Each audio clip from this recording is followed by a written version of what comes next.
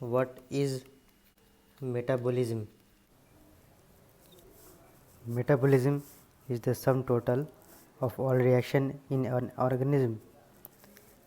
The sum total of all reaction in the body is called metabolism. हमारे body के अंदर जितनी भी रिएक्शन हो रही है, सेल के अंदर हो रही है, सेलुलर लेवल पे या फिर कहीं और हो रही है, किसी भी बॉडी के पार्ट में हो रही है, तो जो एक छोटी से छोटी रिएक्शन एक सेल के अंदर होती है वो भी मेटाबॉलिज्म में होती है। और जब हम हर रिएक्शन को सम अप कर लेते हैं, जो पूरी बॉडी ओवरऑल जितनी रिएक्शन हो रही है, that is also called metabolism. Body में हर वक्त जो है रिएक्शन होते रहते हैं, बहुत सारे रिएक्शन होते रहते हैं, केमिकल चेंजेस होते रहते हैं।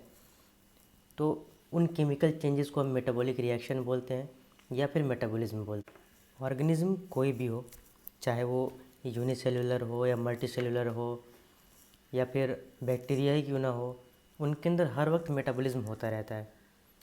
इसलिए हम मेटाबॉलिज्म को डिफाइनिंग कैरेक्टर बोलते हैं, क्योंकि अगर कहीं पे जैसे कोई ऑर्गेनिज्म है, उसके अंदर अगर मेटाबॉलिज्म हो रहा है तो उसको लिविंग मानना इम्पॉर्टेंट है, उसको हम लिविंग मानेंगे, ज़रूर मानेंगे, क्योंकि अगर मेटाबॉलिज्म हो रहा है, क्योंकि और किसी चीज़ में जो चीज़ नॉन लिविंग है उसमें मेटाबॉलिज्म कभी नहीं हो सकता है।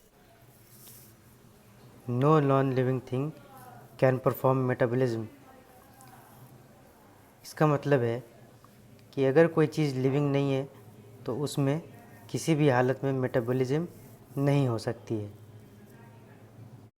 हम मेटाबॉलिक रिएक्शन को कैसे शो करते हैं? हम लैब में इन विट्रो एक सेल फ्री सिस्टम बनाते हैं जिसमें हम मेटाबॉलिक रिएक्शंस को शो करते हैं। कुछ रिएक्शन ऐसे होते हैं जो हम सेल्स के बाहर शो करते हैं। तो वैसे जो रिएक्शन है, जो मेटाबॉलिक रिएक्शन है, जैसे बॉडी में कोई रिएक्शन, इसका एग्जांपल एक है जैसे डायलिसिस है। तो जब इंसान का डायलिसिस होता है तो किडनी का काम हम एक मशीन को दे देते हैं। जो फिल्ट्रेशन होती है किडनी की जगह मशीन के द्वारा होती है, तो वो प्रोसेस जो है वो उसको हम लिविंग भी नहीं बोल सकते और नॉन लिविंग भी नहीं बोल सकते। जो रिएक्शन हम लैब में करते हैं आउटसाइड ऑफ बॉडी, जो मेटाबॉलिक रिएक्शन होती हैं जिनको हम लैब में करते हैं बॉडी के बाहर, किसी ऑर्गेनिज्म के बाहर, वो लिविंग थिंग तो नहीं है लेकिन लिविंग रिएक्शंस। इसलिए हम बोलेंगे कि जो cellular form of body organisation है, ये एक डिफाइनिंग कैरेक्टर होता है या डिफाइनिंग फीचर होता है किसी भी लिविंग ऑर्गेनिज्म का। अगर कोई ऑर्गेनिज्म लिविंग है या कोई भी चीज़ जो लिविंग है, तो ये इम्पॉर्टेंट है कि वो सेलुलर फॉर्म से बना होगा। उसका जो बेसिक स्ट्रक्चर और फंक्शनल यूनिट होगा वो सेल होगा, वो सेलुलर फॉर्म से बना होता है। सेल से टिश्यू, टिश्यू से ऑर्गन सिस्टम, फिर वो पूरा ऑर्गेनिज्म ऐसे बनता है। तो ये चीज़ इम्पॉर्टेंट। अब हम पढ़ेंगे सेल्फ कॉन्शियसनेस और रिस्पॉन्स। जब भी इन्वायरमेंट में कोई स्टिमुलस होता है, जैसे कि किसी ने हमें आवाज़ दी तो हमें सुनाई देता है, हम उसको रिस्पॉन्स करते हैं, या किसी ने ऐसे छुआ या चींटी काटी तो हमें पता चलेगा। तो ये चीज़ रिस्पॉन्स है, जो हम रिस्पॉन्स कैसे करते हैं किसी भी स्टिमुलस का। तो ये दो चीज़ कॉम्प्लिकेटेड तो है, लेकिन ये हर लिविंग ऑर्गेनिज्म का डिफाइनिंग प्रॉपर्टी है।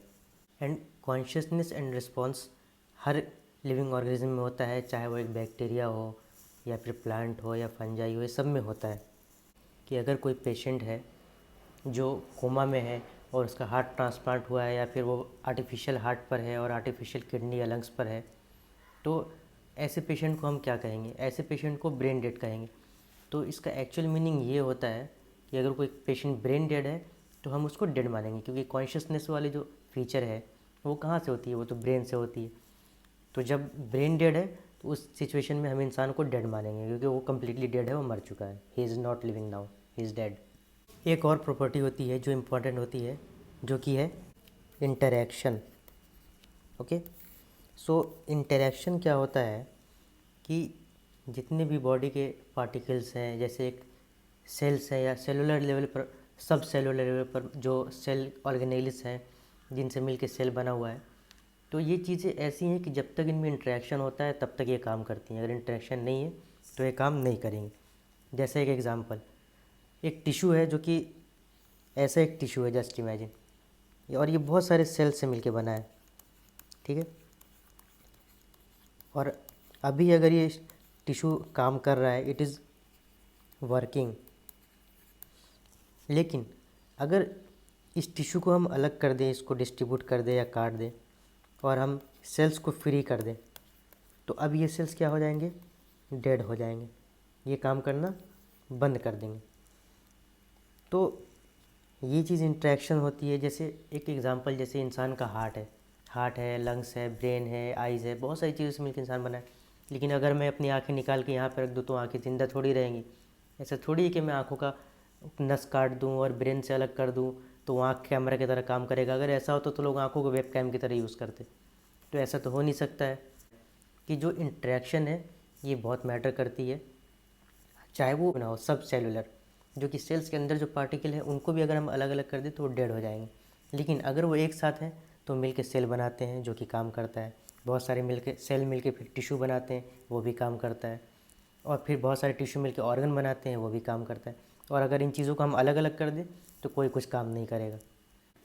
इसलिए हम कहते हैं कि living organism are self replicating, evolving and self regulating interactive system capable of responding to external stimuli. जो मैंने आपको अभी बताया है, स्टिमुलाई जो है वो स्टिमुलस का प्लूरल है। Biology is the story of life on earth and it is the story of evolution of life on earth. And इसलिए हम कहते हैं कि जितने भी लिविंग ऑर्गेनिज्म है, चाहे वो प्रेजेंट हो या पास्ट हो या फ्यूचर हो, ये सब एक दूसरे से कहीं ना कहीं लिंक है, जेनेटिकली लिंक है। और जो इनका लिंकेज जो है वो ये कॉमन जेनेटिक मटेरियल शेयर करते हैं, जैसे कि डीएनए हो गया, आरएनए हो गया, चाहे वो वायरस ही क्यों ना हो, बैक्टीरिया क्यों ना हो, चाहे ह्यूमन बींग क्यों ना हो, ये सब कुछ कॉमन जेनेटिक मटेरियल शेयर करते हैं, बट टू वेरिंग डिग्रीज।